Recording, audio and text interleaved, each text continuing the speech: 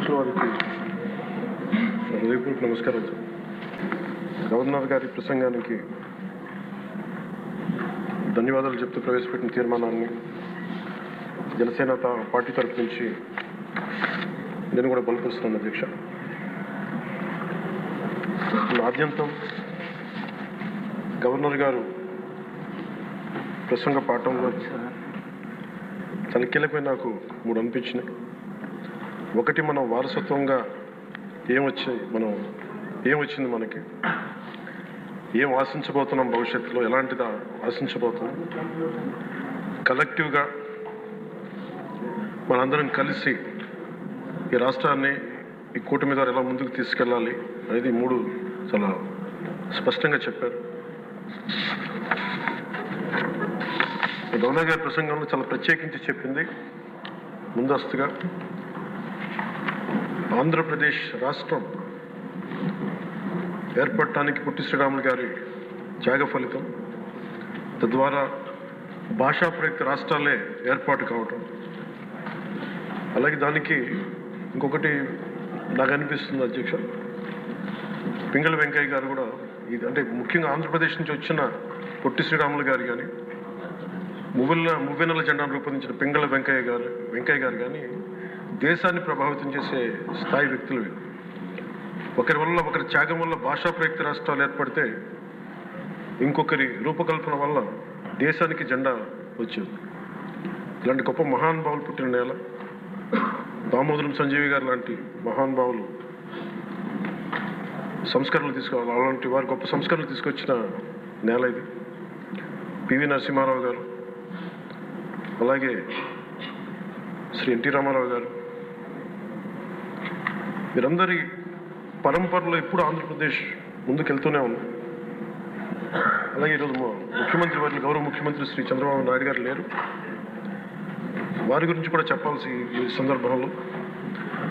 ఆంధ్రప్రదేశ్కి ఎవరన్నా రావాలి అనుకుంటే ముందస్తుగా చంద్రబాబు గారు పాలన స్టార్ట్ చేసినప్పుడు, ఆయన ముఖ్యమంత్రిగా ఉన్నప్పుడు ప్రతి ఒక్కరూ మేము వచ్చి ఆంధ్రప్రదేశ్కి వచ్చి పని చేయాలి, ప్రతి ఐఏఎస్ అధికారి, ప్రతి ఐపీఎస్ అధికారి తపన పడేవారని నాకు ఢిల్లీలో చాలామంది ఐఏఎస్ అధికారులు చెప్పారు. అలాంటి అద్భుతమైన పాలన, ఛాలెంజెస్ని అధిగమించి ఆంధ్రప్రదేశ్ని అభివృద్ధి దిశగా తీసుకెళ్లారు. ముఖ్యంగా ఆయన బాగా నచ్చే అంశం నాకు ఆయనలో ప్రత్యర్థులను కూడా గౌరవించే గొప్ప గుణం. మొన్న ఈ మధ్యన మాకు చెప్తూ కూడా రాజశేఖర రెడ్డి గారి గురించి చెప్తూ ఆయన గురించి కూడా, ఆయన ఎంత ప్రత్యర్థి అయినప్పటికీ కూడా ఆయన గురించి కూడా మంచి వాక్యాలు చెప్పి ఆయన చేసిన మంచి పనిని కూడా చెప్పే సహృదయం ఉంది నారా చంద్రబాబు గారికి. వాటి నుంచి తీసుకోవాలి, మేము నాలాంటి వాళ్ళు నేర్చుకోవాలి, అలాంటి యంగ్స్టర్ మాకు కొత్తగా వచ్చిన వాళ్ళు నేర్చుకోవాలి. అలాగే కర్నూలు 1953లో కర్నూలు రాజధానిగా వచ్చింది. ఎప్పుడు మనకి ఇన్ని సంవత్సరాలుగా, ఇన్ని దశాబ్దాలుగా ఇంకా కొట్టుకుంటూనే ఉన్నాం. అన్ని రాష్ట్రాలు ఏర్పడ్డాయి, భాషా ప్రయుక్త రాష్ట్రాలు ఏర్పడ్డాయి. దేశం అంతా ఎవరికి రాజధాని వచ్చింది, ముందుకెళ్ళిపోయారు, అభివృద్ధి చెందారు. కానీ మన ఆంధ్రప్రదేశ్కి వచ్చేటప్పటికి కర్నూలు రాజధానిగా ఏర్పడింది కాదని చెప్పి మళ్ళీ తెలంగాణలో కలిపారు. కొన్ని దశాబ్దాల తర్వాత మళ్ళీ విభజన జరిగింది, మళ్ళీ రాజధాని కోసం ఎత్తుక్కుంటూనే వచ్చాం. కింద మీద పడి 14 నుంచి 19 చాలా కష్టంతో ఒక రాజధానిని అత్యంత ఖర్చుతోటి నిర్మించే దశలో ఉండగా పరిస్థితులు అనుకూలించగా గత ప్రభుత్వం వచ్చింది. వాళ్ళు 3 రాజధానులు తీసుకొచ్చారు. ఎప్పుడు కూడా ఇన్ని సంవత్సరాలు, ఇన్ని దశాబ్దాలుగా మనకు స్థిరమైన రాజధాని అనేది ఒకటి లేదు. అది బేసిక్గా అది కేంద్ర బిందువు ఒక అభివృద్ధికి, ఒక రాష్ట్రానికి.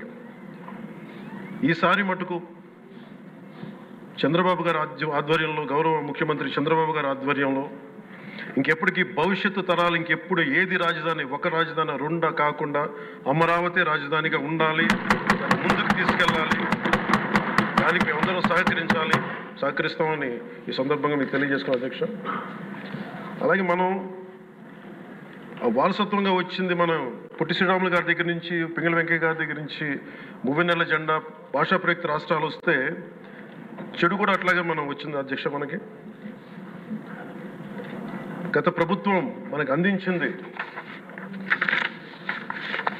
కీలకమైన పోలవరాన్ని పూర్తి చేయకపోవటం, సకాలంలో పోలీసులకు కానీ మిగతా ఉద్యోగులకు కానీ జీతభత్యాలు ఇవ్వలేకపోవటం, అన్ని డిపార్ట్మెంట్స్లో నిధులు మళ్లింపు, కనీస రోడ్లు కానీ బ్రిడ్జెస్ కానీ మౌలిక సదుపాయాలు లేకుండా చేయటం, రివర్స్ టెండరింగ్ అని కానీ వ్యవస్థలను నిర్వీర్యం చేయటం, సహజ వనరుల దోపిడీ, ఎర్రచందనం దోపిడీ, ఇంకా ఋషికొండ ఇలాంటి వైజాగ్లో ఎర్రమట్టి దిబ్బల్ని అడ్డగోలుగా నాశనం చేసేయటం, మద్యం ద్వారా కూర్చోబెట్టి అరాచకాలు చేయటం, పెట్టుబడులు వద్దామని ఏమైనా వస్తుంటే వాళ్ళు భయపెట్టేసి రివర్స్ టెండరింగ్ అని చెప్పి వారిని పారిపోయేలా చేయటం పారిశ్రామికవేత్తలని.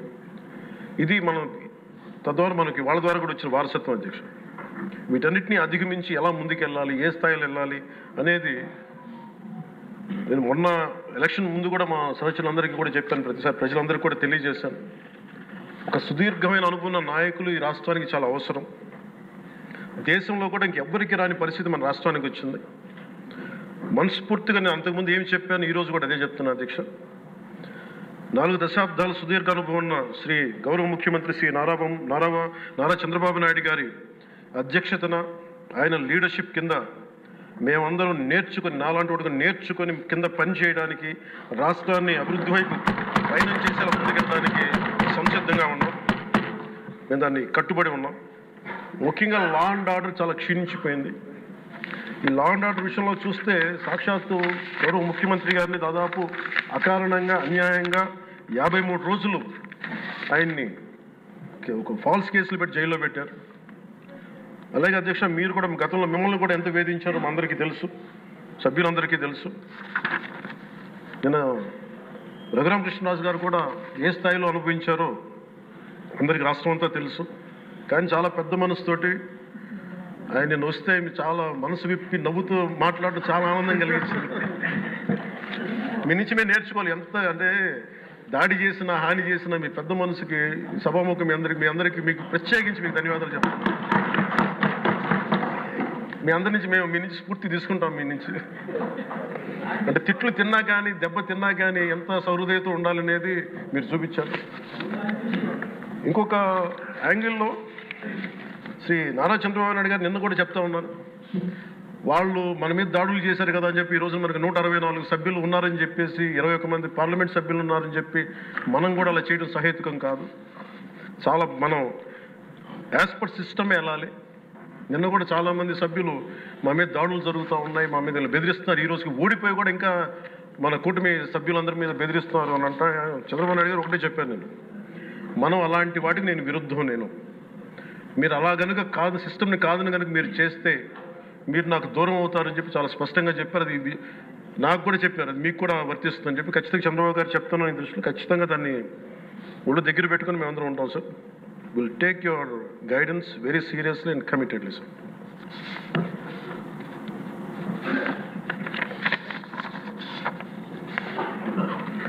అలాగే కేంద్ర నాయకత్వం నిన్న ఈరోజు ఇందాక న్యూస్లో చూసిన అధ్యక్ష, 15,000 కోట్ల రూపాయలు మన ఏ అమరావతి లేకుండా ఈరోజు వరకు ఇబ్బంది పడతామో అలాంటి అమరావతికి కేంద్ర మంత్రి మన నాయకులు గౌరవ ప్రధానమంత్రి శ్రీ నరేంద్ర మోదీ గారు బడ్జెట్లో ఈ రోజున 15,000 కోట్ల రూపాయలు అమరావతి కోసం రిలీజ్ చేసినందుకు సహృదయంతో మనస్ఫూర్తిగా కూటమి తరపున మా అందరి తరపున కూడా వారికి ధన్యవాదాలు తెలియజేస్తాం అధ్యక్ష. To honourable prime minister Shri Narendra Modiji, we are grateful to you sir for releasing the funds and will be eternally indebted to you, sir. అలాగే భవిష్యత్తులో అధ్యక్ష చంద్రబాబు గారు కూడా చాలా స్పష్టంగా చెప్పారు నిన్న, ప్రభుత్వంలో భాగస్వామ్యంలో ఉన్న కార్యకర్తలు కానీ మా సహచర ఎమ్మెల్యేలు కానీ మీరు వ్యక్తిగతంగా ఏ తప్పులు చేసినా అది ప్రభుత్వం మీద పడుతుంది. అలాంటి తప్పులు జరగకుండా చూసుకోండి. అలాంటివి జరిగితే మటుకు నేను ఎవరైనా స్థానమానం లేకుండా నాకు వాళ్ళకి సిస్టమ్ పనిచేస్తూ ఉంటుంది, అది మీరు అర్థం చేసుకుని నేను ఏ ఉద్దేశంతో చెప్తానని చెప్పారు అధ్యక్ష. ఇలాంటి తప్పులు జరిగితే అవి వ్యక్తులు చేసిన తప్పులు పార్టీలకు కానీ ప్రభుత్వానికి కానీ చెడ్డ పేరు రాకూడదు. దాన్ని ఎలా హ్యాండిల్ చేసుకోవాలో జనసేన పార్టీ తరఫు నుంచి నేను మా వాళ్ళందరికీ కూడా ఒకటే తెలియజేశాను. మీరు వ్యక్తిగతంగా కనుక ఏదన్నా చేసి అది కూటమి ప్రభుత్వానికి ఇబ్బంది కలిగితే నేను వారిని వదులుకోవడానికి సిద్ధంగా ఉన్నానని చెప్పి చాలా స్పష్టంగా తెలియజేశాను అధ్యక్ష. అది మీరు ఇసుక విధానాల్లో కానీ మైనింగ్ విధానాల్లో కానీ ఏ రకంగానా సరే గత ప్రభుత్వం చేసింది కదా మేము కూడా చేస్తామని ఎవరన్నా నాకు జనసేన పార్టీ తరఫు నుంచి ఎవరన్నా సరే ఉంటే వారిని నియంత్రించే బాధ్యత, వారిని సరిచేసే బాధ్యత మేము తీసుకుంటాం. అలాగే చట్టపరమైన తప్పు జరిగితే చట్టపరంగా ఎలాంటి చర్యలు తీసుకోవాలో అది మాకు కూడా అప్లై చేయండి, నాతో సహా. మేము తప్పు చేస్తే నాతో సహా ఆ చట్టాలు నాకు కూడా అప్లై చేయండి. ఎవరు దీనికి అతీతులు కాదు. దీనికి ముఖ్యంగా ఈ 5 సంవత్సరాల కాలం ఇది హాలిడే కాదు ఎవరికి. మన ముఖ్యమంత్రి గారు కూడా చెప్తా ఉన్నారు, ట్రాఫిక్ జామ్స్ ఎంతసేపు జరుగుతున్నాయి, ఈ ప్రోటోకాల్స్ ప్రకారం సెక్యూరిటీ హ్యాజర్డ్స్లో ఎంతసేపు ట్రాఫిక్ నాపుతున్నారు, ఒక 2-3 నిమిషాల నుంచి ప్రజలు ఇబ్బంది పడకూడదని పదే స్పష్టంగా చెప్తా ఉన్నారు. అలాగే మన ఎస్కార్ట్ సెక్యూరిటీ వల్ల సామాన్య ప్రజలు ఇబ్బంది పడకూడదని మాకు దృష్టికి తీసుకొచ్చారు. ఖచ్చితంగా దాన్ని మా కింద అధికార యంత్రాంగాన్ని మొత్తానికి తెలియజేశాను సార్. అలాగే ఈరోజు మనకున్నది భవిష్యత్తు బాధ్యత. ఇది కేవలం ఈ హౌస్లో ఉన్న వ్యక్తులకే కాదు అధ్యక్ష, ఇంక్లూడింగ్ బ్యూరోక్రాట్స్కి. గత ప్రభుత్వం చాలా అవుట్రైట్ తప్పులు చేస్తూ ఉంటే కూడా బ్యూరోక్రసీ చాలా వరకు చాలా నిర్లిప్తంగా ఉండిపోయారు అధ్యక్ష. ఒక్క ఐఏఎస్ అధికారి ఏసార్లు రివ్యూ చేసిన ఒక్క ఐఏఎస్ అధికారి పేరు చెప్తా ఉంటారు. ఈ రోజున ఐఏఎస్ అధికారి ఏ శిక్ష పడకుండా వెళ్ళిపోయాడు.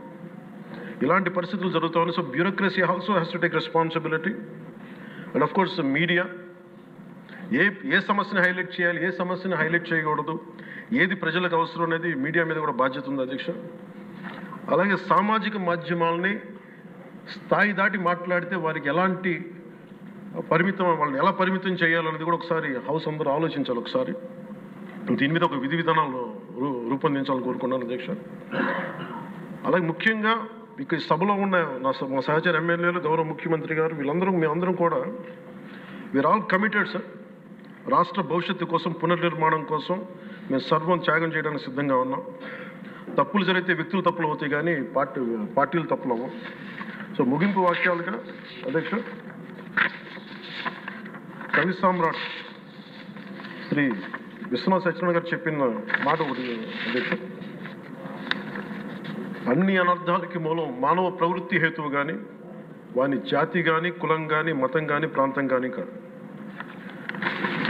వ్యక్తులు చేసిన తప్పుల్ని దయచేసి వ్యక్తులకే ఆపాదించాల అధ్యక్ష, పార్టీలకు కాదు. అలాగే ఈ క్రమంలో తప్పులు చేస్తే విధునీతిలో ఒకటి చెప్తారు, ఒక గ్రామం కోసం ఒక కుటుంబాన్ని, ఒక కుటుంబం కోసం ఒక గ్రామం కోసం ఒక కుటుంబాన్ని, ఒక రాజ్యం కోసం ఒక గ్రామాన్ని వదులుకోక తప్పదు. అలాగే నాలాంటి వాడు కూడా తప్పులు చేసిన అధ్యక్ష చాలా నిస్సందేహంగా నాలాంటి వాడిని కూడా శిక్షించాలి అధ్యక్ష. అలాంటి బలమైన సంకేతం ప్రజలకు పంపించాలి అధ్యక్ష.